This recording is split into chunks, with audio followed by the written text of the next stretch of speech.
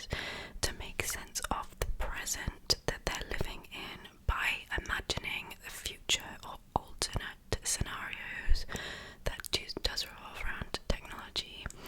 So it often takes into account current anxieties, hopes, political tensions, technological developments, and then it projects them into speculative worlds, essentially. So I think science fiction can feel very philosophical.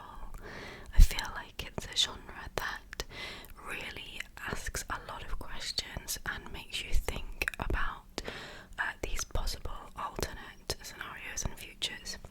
So it asks things like, where are we heading? What is the cost of progress?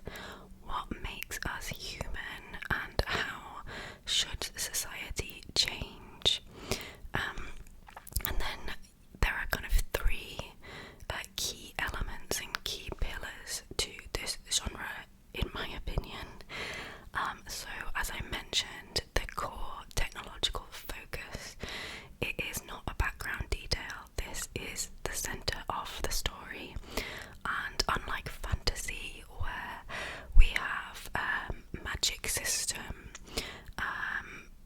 that kind of underpins everything, science fiction builds its worlds through scientific principles, discoveries and theories, or plausible versions of them in the future, and also fantasy is super different. Like, they somehow feel like step siblings, but yet also they're so far removed, because fantasy is about the magic and often has kind of archaic technology, feeling medieval vibes, like Game of Thrones, for example, rather than, futuristic robots and things like that. So they are so different in the settings and those kind of underpinning elements of the story. The second thing would be alternative settings. So, it's not just based really often in our kind of current technological setup. The stories involve settings of the future or space or alternative timelines or parallel realities. So yeah, tending to be set in those environments. And then the social commentary, which I kind of touched on, which allows exploration of fears and political systems and ethical dilemmas, environmental changes, and a kind of hope for a better future. And then finally, there are kind of two key terms within sci-fi. The first is hard sci-fi, and this is more focused on the technology aspect of things and scientific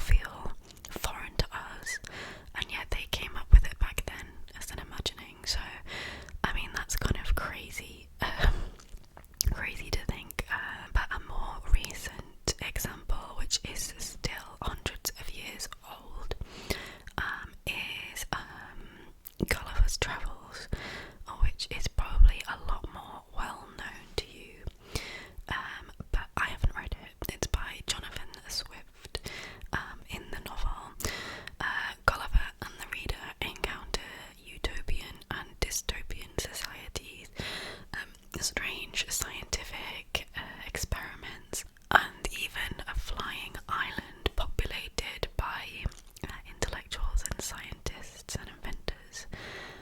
So yeah, we can definitely see that as proto-science fiction. But really, often in terms of a true groundbreaking start point for science fiction, and one of the foundational works of the genre, we're going to be looking at Frankenstein by Mary Shelley. So this was published in 1818, and it's been said thousands of times how groundbreaking and ahead of its time this book is. But it's true, there's no better way to put it than to say it's ahead of its time. And in many ways it kind of marks the birth of modern science fiction, and those elements that I talked about at the beginning about the science being the kind of inciting instigator, and about the thought-provoking questions that it raises. So yeah, it did something revolutionary, which was using science and not magic, albeit the science is a little bit vague, but it's definitely Frankenstein brings to life his creature and his creation by using science. So it explores responsibility and ethics and creation, and all the consequences of this being brought to life. And as I said, at the heart of the novel is this question and philosophy around just because we can do something does it mean we should do it? And I think that's something that obviously is still relevant and explored in more modern science fiction.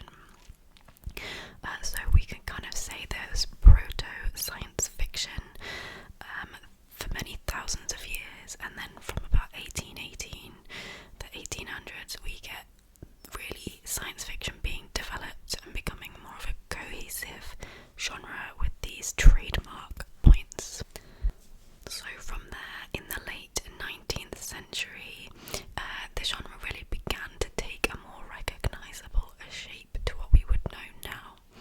And we have writers such as Jules Verne, who imagined extraordinary journeys that were powered by invention and discovery. And we also have H.G. Wells, who used speculative ideas to examine class, empire, evolution, and the darker side of progress. Between these writers, and probably some more that I'm missing, they really helped to establish the themes that would define this genre. For example, space travel, time travel, scientific ambition, and humanity confronted by the unknown. The unknown, the unknown, the unknown. So then science fiction truly developed and bloomed in the 20th century. This was kind of the golden age of science fiction, which makes a lot of sense because that's when science and technology became really deeply woven into society and everyday life, and we saw huge advancements in terms of the industrial revolution has happened, and then all the changes that come in terms of technology after that. So we have electricity, the radio, aviation and air travel, cinema, films, the motor car, atomic power, and then eventually as well computers and computing power. And obviously all of these have been hugely transformational for everyday life and how people live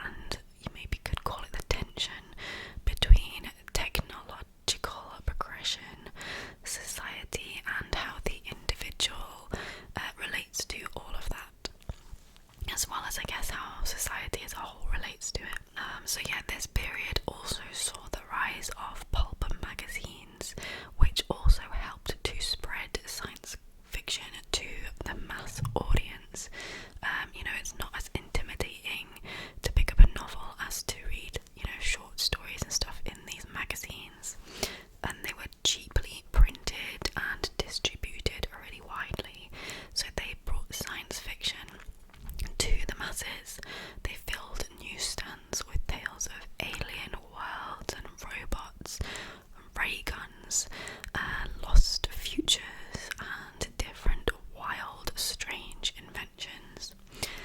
So science fiction became not just a niche genre and a niche curiosity, it became a focus of entertainment for this modern age. So by the mid-20th century, science fiction writers such as Isaac Asimov, Arthur C. Clarke, and Robert A. Heinlein were imagining galactic empires, artificial intelligence, interplanetary travel, and the future of civilization itself. Many of these ideas we now think of as classic sci-fi, and in fact artificial intelligence is now here, which is crazy to think really, but those kind of themes and topics defined that era in the mid-20th century. Then later in the 1960s and 1970s, the genre became a little bit more experimental and maybe introspective. Writers began focusing less on machines and more on consciousness, identity, politics, ecology, and gender. Although, of course, machines are always going to be somewhere within science fiction, so they didn't go away. But maybe there was a little bit of a shift. So it became not only a literature about invention, but a literature about ideas. The history of science fiction was once described by scholar Robert Scholes as the history of humanity's changing attitude towards space and time, the history of our growing understanding of the universe, and the position of our species within that. And that's kind of a really beautiful, succinct way to describe and understand the genre as a whole, because ultimately science fiction is never only just about the future and the technologies, it's also a way, a lens onto the present and the fears and the hopes and the anxieties and the tensions that actually drives science fiction. And of course it's about creation and imagination as well. So in recent decades the genre has diversified even more and become firmly established as one of the major influences on global culture and thought. One of the most significant changes has been whose voices are shaping science fiction as a genre. I mean, I guess pretty much most things you could say kind of fall into this trap, but science fiction, I think probably in particular, has historically been dominated by quite a narrow set of perspectives and writers. So more recently, science fiction has expanded through more works from women writers, writers of colour, and LGBTQ plus authors, as well as, voices from all cultures across the world, which is obviously a really positive thing. It kind of opens up new questions, new perspectives, and new possibilities for the genre. So we can see that stories now explore themes like identity, race, gender, migration, colonialism, climate justice, and more radical even visions of what the future might look like. So it's definitely a genre that benefits greatly from diversity of authorship. So yeah, from literary prize winning authors to blockbuster films, dystopian warnings to hopeful and humane futures, science fiction continues to evolve.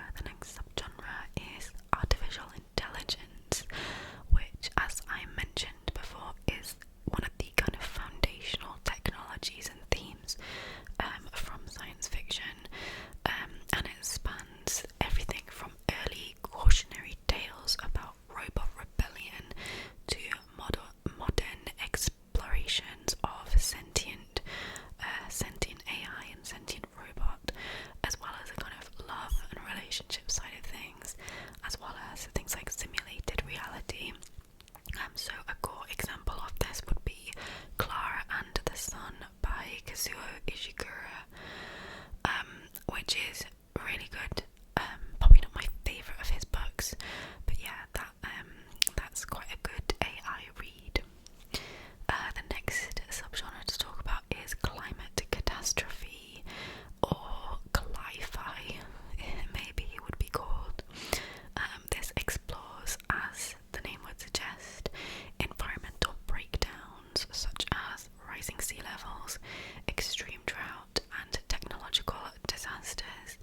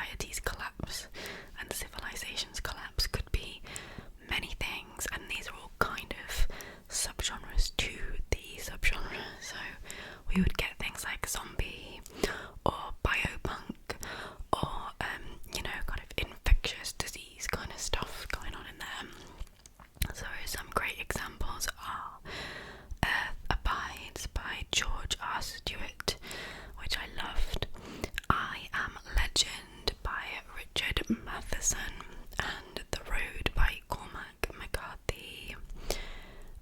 Honestly, when I was researching this, I had no idea that On the Road was sci-fi, post-apocalyptic fiction. I genuinely thought it was like a road trip across America.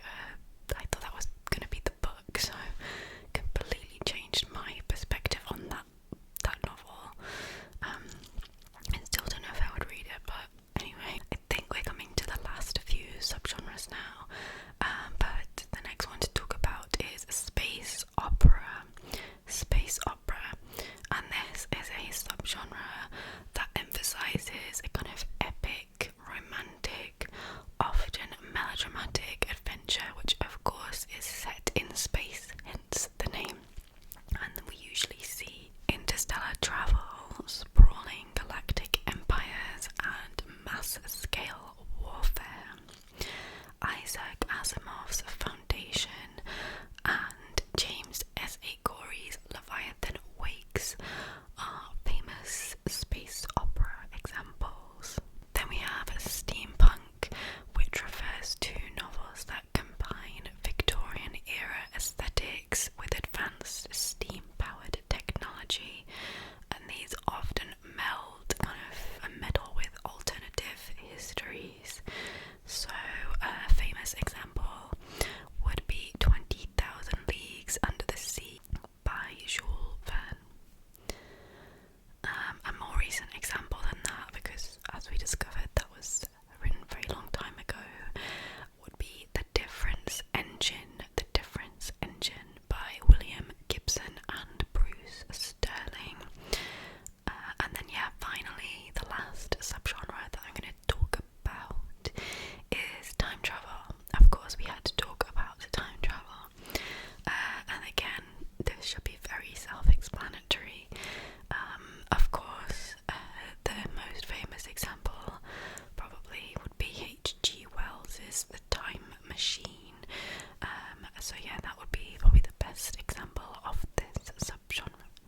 So I've obviously just mentioned quite a few different examples of sci-fi novels and different authors, but there are some that deserve particular attention that I haven't really mentioned much about yet. Obviously, it's such a vast genre. There are so many prolific, amazing authors that have had a huge impact on the genre, so I can't mention everyone. But these are some writers that I specifically felt like we should call out here. So the first I did mention already, but Octavia E. Butler. So she is one of the most important modern voices in the genre, and she blends speculative fiction with questions of race, power, hierarchy, and survival. And her work has been increasingly prominent and celebrated in recent years. And then we have Ursula K. Le Guin, who brought real intelligence and humanity to science fiction. So she often used imaginary worlds to explore gender, politics, culture, and identity. And her novel, The Left Hand of Darkness, is a hugely respected landmark work of science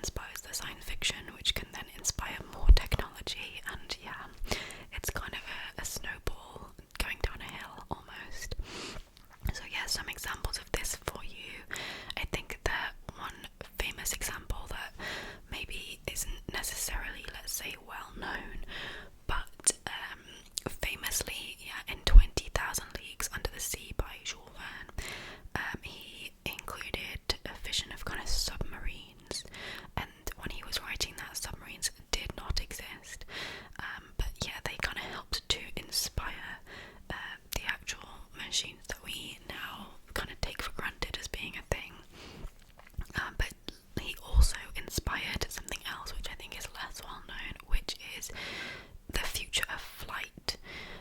So this guy, this inventor called Igor Sikorsky, he invented the modern helicopter, and he said that he was directly inspired by a Jules Verne book, which is called Clipper of the Clouds, which he read as a young boy.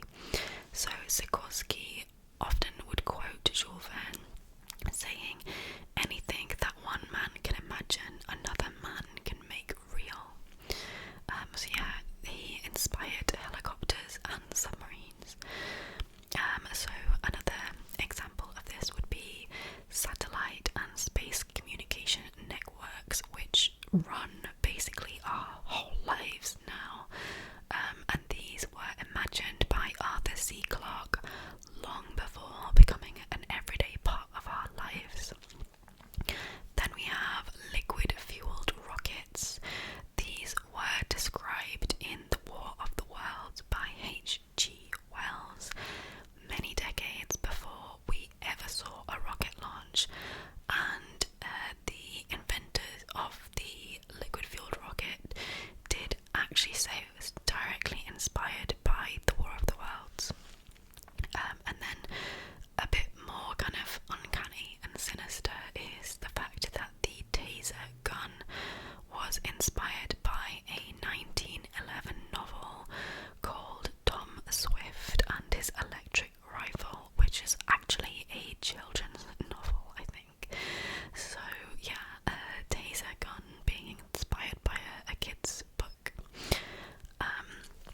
So yeah, let's end up now by considering what the future of the science fiction genre might look like. And it's weird to think that many of the ideas imagined in the golden age of science fiction in the mid-1900s are actually already a part of our everyday life. Some for good, some maybe for bad.